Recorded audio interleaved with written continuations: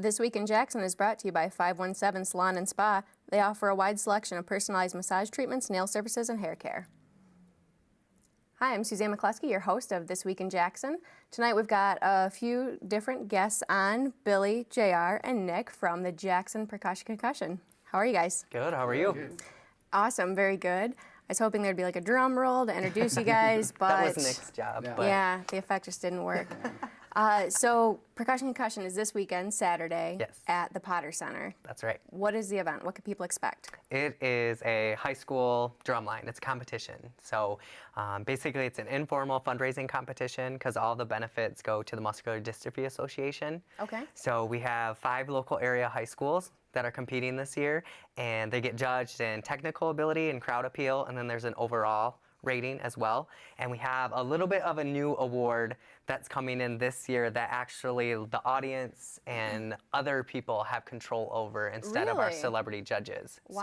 So we're adding a little bit to it this year and making it a little bit more fun. So the celebrity judges still judge it, but the Yep. audience gets a little bit we of a have pull in the it. Detroit Pistons drumline that comes in, and they do 2 performances for us this year, and then they are also judging. So they're very busy throughout the day on Saturday. But then to kind of get some more interactions with the audience and the drum lines and the drum lines friends and all that kind of stuff, we're creating more of a, what would you call it, social media? Yes. It's like a trending trophy. And so Nick is actually, brilliant. Nick and one of our other committee members, Liz, will be facilitating it the day of, and it's all based off of social media while we're there. Okay. So I'll announce it more like when we're there the day of and how it works and get the audience involved. And So people need to have like a smartphone with them, or? Absolutely. Okay. Yep. If you have your smartphone, obviously we'll ask you to put it on vibrate or something. But then if it even rings, you're not going to hear it anyways. Right. It's So- a pretty loud event. You're Yeah. lucky to So- feel it vibrate. Right. Yeah. Because you won't know if it's the drums, the building, the schools, whatever. Yeah. So that's leave your ringer on. It doesn't matter. It's, Yeah. not I gonna guess be we able don't to have hear that rule. And so you got a new location this year. Is it bigger, better, and easier to Both. access? I mean, they got that huge parking lot out there at Jackson College, so Absolutely. That's really Parking, nice. I mean, yeah, parking will be very easy this year. The stage itself is much larger Okay. than what the students were used to. I think even the staging area is probably larger than the gymnasium areas that they've used in years past, because we started in a They've got plenty of gymnasium. room. But yeah, and backstage, I mean, it's phenomenal That's out really there. cool. So, and I think this year for the attendees perspective and the drum lines, I think both parties are going to be very comfortable Yeah. in this venue. well, And, that'll be really honestly, nice. I think that, and correct me if I'm wrong here, Okay. Billy, but we had discussed, it was like when we first thought of this, it was like, where do we have it? You know, what would be the ultimate place to have it here in town to keep it local? Mm-hmm. Obviously, it's a fantastic facility, and, you know, I hope that we can make this a home for years to come. Absolutely. Absolutely. It has rotated quite a bit, but it's, the same event, same thing. You can expect, just Yes. more, bigger, better things happening, the social vote, and but I mean, the drum lines are still awesome. I've been to it Yeah. every year, and it always amazes me how much the kids bring to the table, and that it's not the same old wearing my uniform, Right. standard drum line. They're tearing it up there and Yeah. bringing some really non-traditional stuff to the stage. They We really encourage are. them to, Yeah. think outside the box, because it's not really a traditional, competition. It's for fun, Right, it's know, a we- fundraising competition. So we're not a state competition. So we want them to step outside of the normal comfort zone, and add in special effects and, do something like what they cannot do at another competition. We want them to be able to do at our competition. And so, I mean, if the audience is loving it and the students are having fun and we're raising money for the MDA, it's like, Win, win, win, Win, win, win. Yeah. Yeah. And the students get the one-on-one clinics with the Detroit Pistons drumline, so that benefits our Absolutely. area high schools. Yeah, when they sign up, part of the agreement, the participation agreement, is that we will have one or two of the Detroit Pistons drumline actually go out to their school, and they will be there through one of their practices, basically, and they can critique them and look at what they're going to do for their performance, and they kind of can give them a perspective as, this is like a drumline in high school, and then when you get out of high school, you can go into like your college would have a drumline drumline. But what do you do when you get out of college? Right. You know, what other opportunities are out there for a drumline student? Yeah. And Detroit You're playing Pistons drumline is NBA team, you know. Right. You have to be entertaining. So right. You're going to they- probably have a lot of visuals, I would think. They are Yeah, they're very more of a show entertaining. drum line. You know, Yeah. they take it to the next level. And from the first year we did this in 2010 to last year and going into this year, the students do that. I mean, the first year they were a little bit more conservative. You know, they were just kind of staying in a line, doing a couple tricks and playing. And then last year it was. Every time that curtain opened, you weren't really sure what was going to happen. Yeah. They were using And pre-recorded tracks to play along with. And lighting effects man. and yeah, they have a lot of That's pretty fun. amazing. So, I mean, the talent in our students is And it was 2 years ago. Phenomenal. They brought in like the trash cans, and yeah, so even yeah. that We had was- somebody that we had a school come in with trash cans and did some kind of like stomp or something. You know what Yeah. I mean? It was really neat. And so it's $10 per person. Is it Yep. 12 and under, or 6 and under is free? 6 and under Six are and free. under is free. Yep. And But you still need a ticket. Okay. So, and if you go to one of our ticket locations or you go there the day of, just let them know you have a child 6 or under Okay. for free, so that they can mark that on the ticket, and you still need a ticket for them so that that seat's reserved. Yeah. Because we don't want to double book the seat. Absolutely, absolutely. So, So- get your tickets before they sell out. You can learn more on Jackson Percussion Concussion's Facebook page. Yep. Absolutely. List of sponsors. List of sponsors. List of sponsors, our ticket definitely. sales location.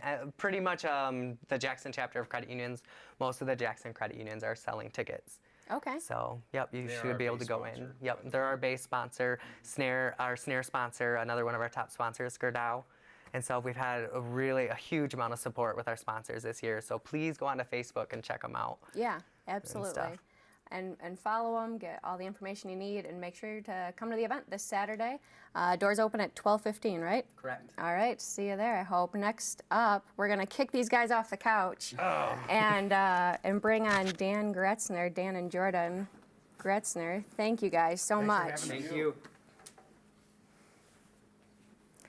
Dan and Jordan are, well, Dan's from Consumers Energy, Jordan is his daughter, and this dynamic duo are here to talk about Carbon Monoxide Week, which is a really serious issue, but we do have some fun giveaways, or at least useful giveaways. Dan, how are you? Good. Thank you, Suzanne. Thank you for having us. Yeah, Jordan, are you excited to be here? Excited for Carbon Monoxide Awareness Week? So why is there a whole week dedicated to this, Dan? Yeah, great question. Governor Snyder has declared starting today, October 20th through October 26th, Carbon Monoxide Safety and Awareness Week. And the reason is to draw attention to how dangerous this can be. They call it the silent killer because it's colorless, odorless, and tasteless, and it's invisible. And it's something that we are all maybe susceptible to. And how serious is it? You had mentioned some statistics about Michigan. Yeah, the state of Michigan says the most recent time that we have data for is 2011. There were over 900 unintentional poisonings of CO that resulted in 22 deaths. That's a lot. Yeah, It is, Just for Michigan. We're not even talking about the rest of the country or the world. So we've got these carbon monoxide alarms here, and these, how do these work? Yeah, well, the reason that Consumers Energy is here talking about is we're working to provide safer communities for people and working together with folks like Jacksonopolis and you, Suzanne, to get the word out.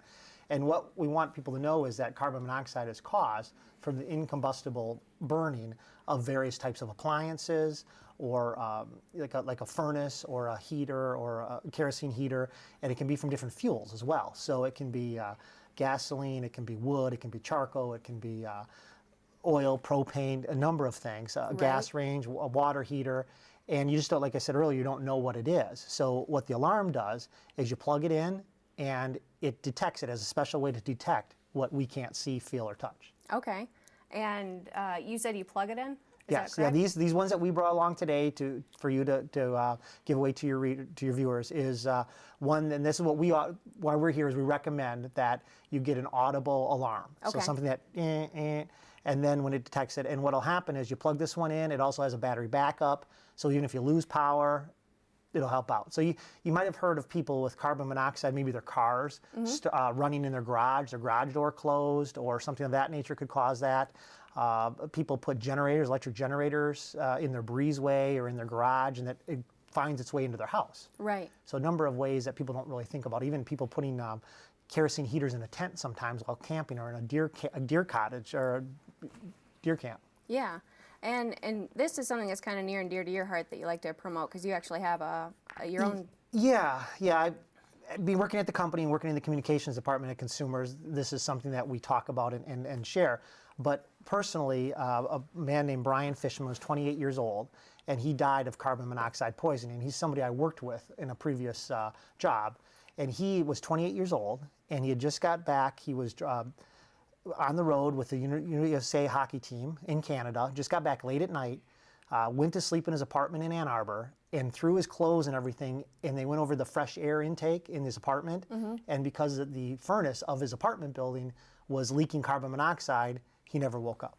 And that's not something he would have been maintaining or managing, so Right. not something, if you're an apartment dweller, that you would think of to check. And so, something like this is crucial to save lives. Absolutely, and until I started working at the utility, I wasn't too aware of it either. I mean, in the state of Illinois, they actually require them for new home construction and that kind of stuff. So it is something that is very important and to think about. So what I've done is I have one at my house. We recommend, or even state of Michigan, other people recommend, you put them where you're sleeping. Okay. So the furnace is usually in the basement. You want to put one on the first level where somebody might be sleeping. If you've got a couple levels in your house, you might want to have a couple of them. I've given one to my parents and one to my mother-in-law. Yeah, you actually give them away as gifts. Yeah, That's a right. very thoughtful gift. Yeah, especially when I heard about how serious it could be, Yeah. and how much these people that I love, I want to make sure that they are Yeah, that's a protected. great idea. And so if someone, if their alarm goes off, what do they do? Yeah, great question. These alarms have a decibel number on there. It tells you about how much level could be in there. So if you would want to get out and get some fresh air, and then call 911 if you have a situation of some symptoms. So another thing is symptoms of CO poisoning are just like the flu. Nausea, dizziness, fatigue, could be for kind of distraction. Some people then can even get into a situation like a coma or unconsciousness, and then eventually it can be fatal. Because the carbon monoxide, from the scientific way, it gets in your bloodstream, and then it doesn't allow the oxygen to do its part. Right, so you could easily, without one of these detectors, mistake it for the flu Right, or exactly. something else going Yeah, on. think about somebody who might be just kind of more in their home a lot, or just going through things. And we've had the same thing at Consumers Energy. We had an employee that didn't know what was going on, and they were feeling ill and whatever. Came to work, felt a little bit better, went home, was feeling ill again. Yeah, yeah. They were lucky one, because they got out of their house for a little bit to get their blood back going, and then kept going and repeating the same thing. Right, yeah. Jordan, you had something that you wanted to say. Yeah. So, what? So if you think that there's carbon monoxide in your house, you want to get everybody, including people and pets, out of the house immediately, and then call 911. That's perfect. Yeah, that's easy to do. You'll recognize you have an issue, react, get everyone out, and report it. And if you want to learn more about carbon monoxide, where can people go?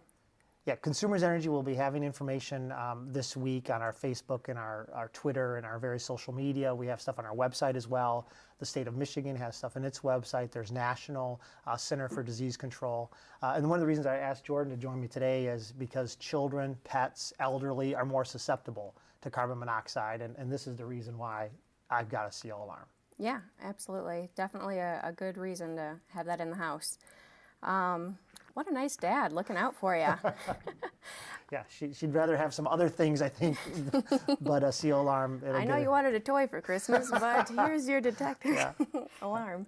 Okay, so watch on our news feed on Facebook. We're going to post where you can leave a comment and get one of 3 alarms. We're giving out, well, Dan and Jordan are giving out 3 detectors from alarms. I keep calling them detectors, but they're alarms from Consumers Energy. And also this week, we've got a few other things happening. Taste of Fall from Eckley's Flavor Fruit Farms. This is a networking event for, it's free to Jackson on Track, which is a group for networking, but it's actually an event for family and friends. Everybody can go. October 24th at 6:30 p.m. out at Flavor Fruit Farms. There's going to be their unique hard cider bar, not for children, cider and donuts, pumpkin patch, petting zoo, and live music. There's a Goblin Walk on October 25th at 6:30 p.m. at the Dahlem Center. And actually, it's the 25th and the 26th. You have 2 opportunities to go check that out. And there's a whole lot of activities and fun for all ages. There's also, as previously mentioned, the Jackson Percussion Concussion on Saturday. Doors open at 12:15. Make sure you get there, get your seat. The event starts at 1 p.m. at the Potter Center. And also on October 27th, Michael W. Smith at 7 p.m. is performing at the Potter Center. And a lot going on at the Potter Center this weekend. And Michael is one of Christian music's most influential and pioneering artists, and will be joined by special guests Jason Crabb, who's the former lead vocalist for the group The Crabb Family. So for more details on events happening this week in Jackson, check out our site, jacksonopolis.com/events, and follow us on Twitter at Events in Jackson.